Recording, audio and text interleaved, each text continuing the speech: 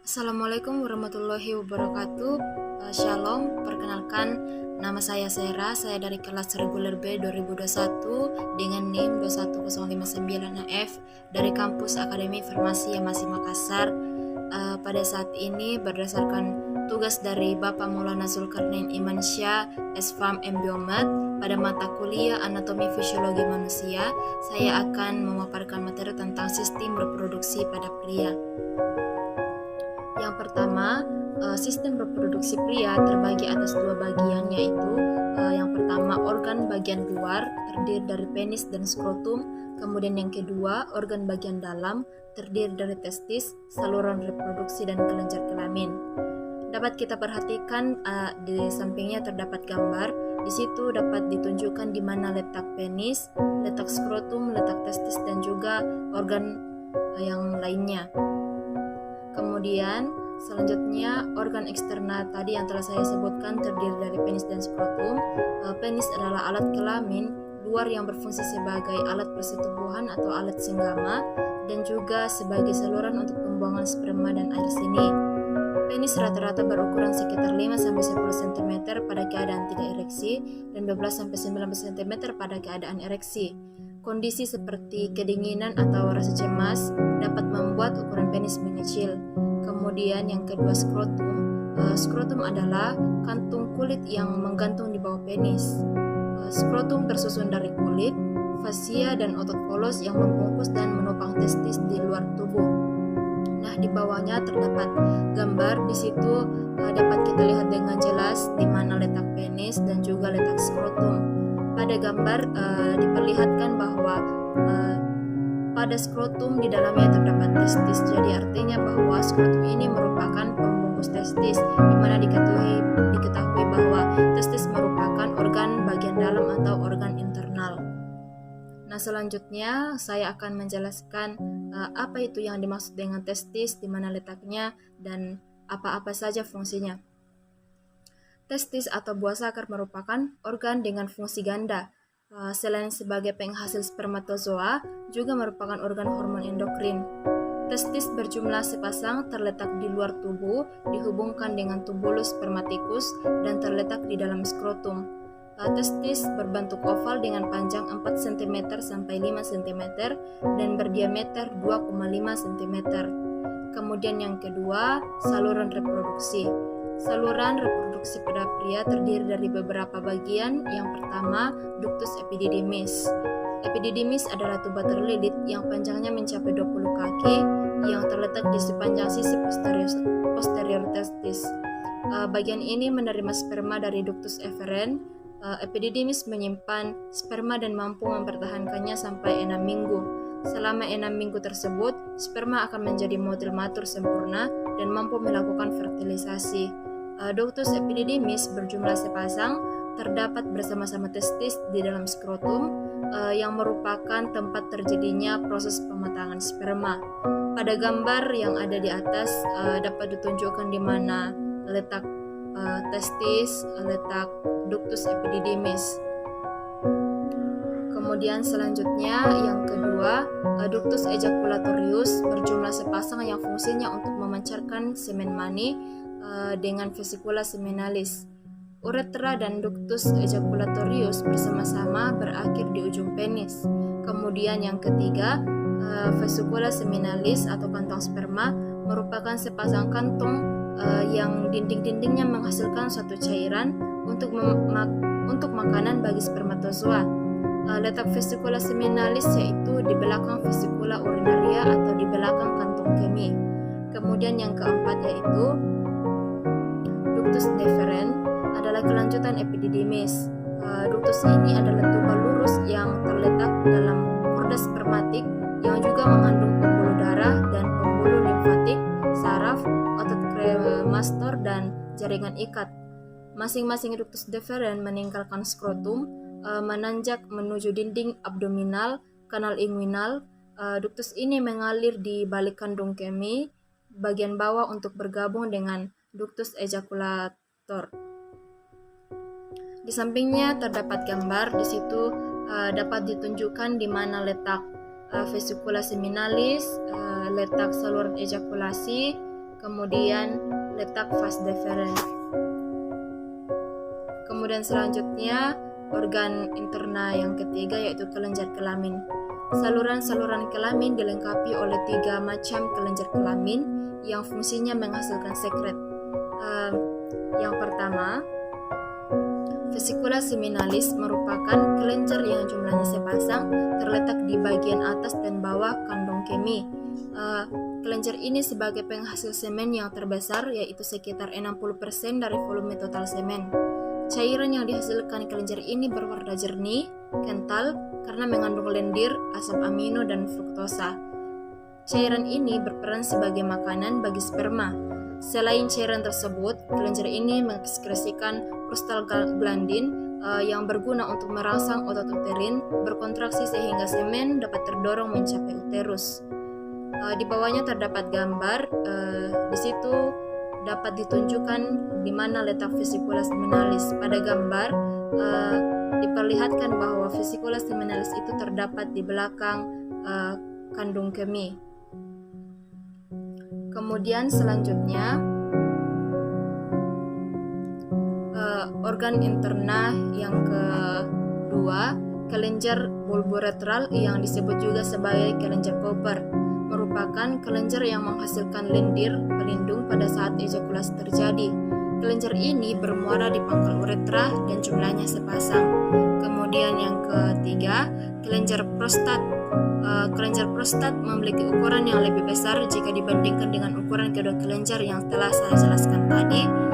Sekret yang dihasilkan oleh kelenjar prostat berupa cairan encer yang menyerupai susu dan bersifat alkalis, sehingga dapat berperan sebagai penyeimbang sebagai keasaman residu urin di uretra dan derajat keasaman vagina.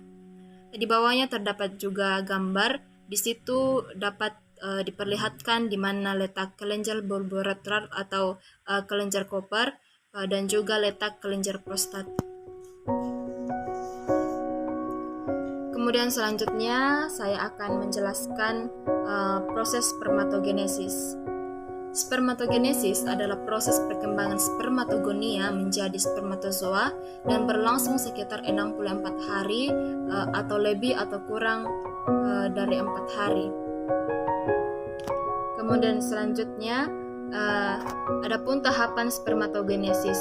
Tahapan spermatogenesis ini terdiri dari 5 tahap, yaitu yang pertama spermatogonium, kemudian spermatosit primer dan spermatosit sekunder, kemudian spermatid dan juga spermatozoa.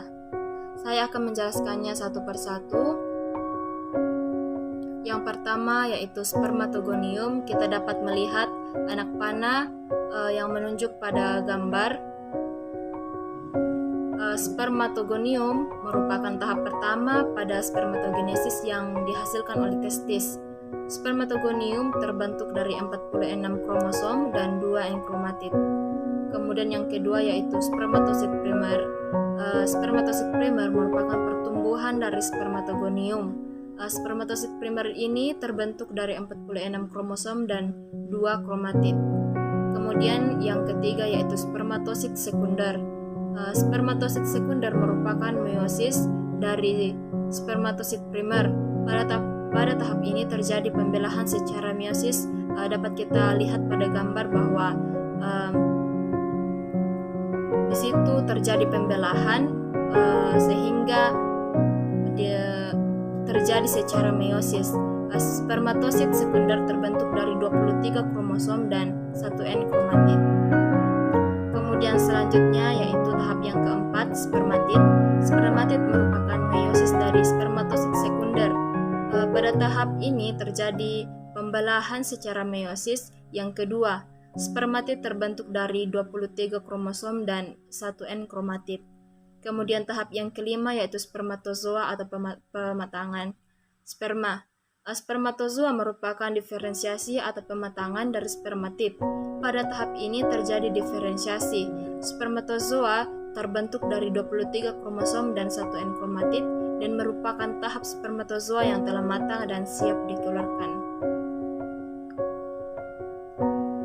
Kemudian selanjutnya saya akan jelaskan sedikit apa saja penyebab kemandulan pada pria. Yang pertama yaitu infeksi. Beberapa infeksi dapat mengganggu produksi sperma atau kesehatan sperma atau dapat menyebabkan jaringan parut yang menghalangi jalannya sperma. Infeksi ini termasuk radang epididymis atau epididimitis atau testis atau biasa disebut dengan orkitis dan beberapa infeksi menular seksual termasuk HIV. Kemudian penyebab yang kedua yaitu masalah ejakulasi. Contohnya ejakulasi retrograde yaitu kondisi di mana sperma tidak keluar melainkan masuk ke kandung kemih saat orgasme. Berbagai kondisi kesehatan dapat menyebabkan ejakulasi retrograde termasuk diabetes, cedera tulang belakang, operasi kandung kemih, pengaruh obat-obatan, prostat dan uretra.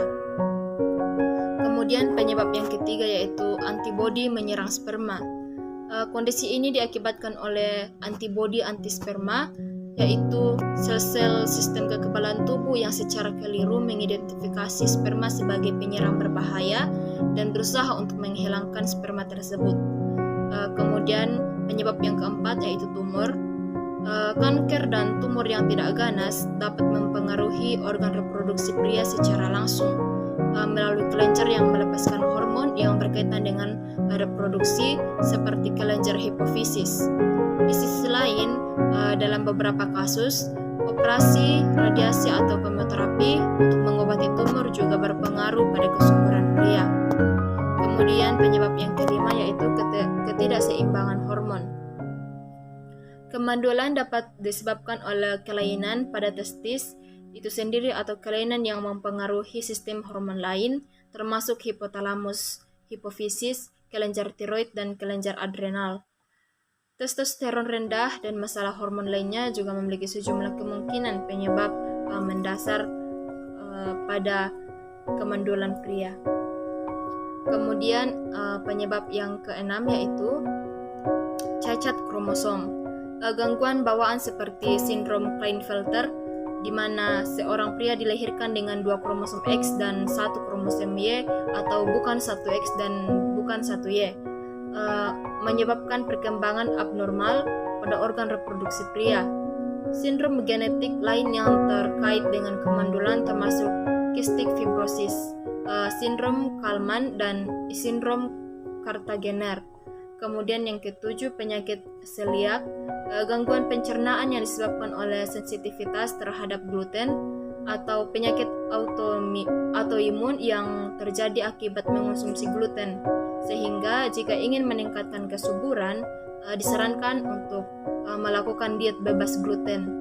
Kemudian penyebab yang kedelapan yaitu obat-obatan, terapi penggantian testosteron, penggunaan steroid anabolik jangka panjang, obat kanker atau kemoterapi, obat anti jamur tertentu, beberapa obat MAH dan obat lain tertentu dapat mengganggu produksi sperma dan menurunkan kesuburan pria. Kemudian selanjutnya beberapa juga penyebab kemandulan pada pria berdasarkan gaya hidup. Yang pertama yaitu penggunaan obat. Kualitas dan kuantitas sperma akan menurun jika kita menggunakan kokain dan ganja. Kemudian yang kedua yaitu alkohol. Minum alkohol dapat menurunkan kadar testosteron, menyebabkan disfungsi ereksi dan menurunkan produksi sperma. Penyakit hati yang disebabkan oleh minum berlebihan juga dapat menyebabkan masalah kesuburan. Kemudian yang ketiga yaitu merokok. Pria yang merokok mungkin memiliki jumlah sperma yang lebih rendah daripada mereka yang tidak merokok. Perokok pasti juga dapat mempengaruhi kesuburan pada sistem reproduksi pria. Kemudian yang keempat yaitu stres emosional. Patut diketahui jika stres dapat mengganggu hormon tertentu yang dibutuhkan untuk memproduksi sperma. Stres emosional yang parah atau berkepanjangan, termasuk masalah dengan kesuburan, dapat mempengaruhi jumlah sperma. Kemudian yang kelima yaitu depresi. Penelitian menunjukkan bahwa kemungkinan kehamilan mungkin lebih rendah jika pasangan pria mengalami depresi berat. Selain itu, depresi pada pria dapat menyebabkan disfungsi seksual karena berkurangnya libido atau disfungsi ereksi dan juga ejakulasi yang tertunda atau terhambat.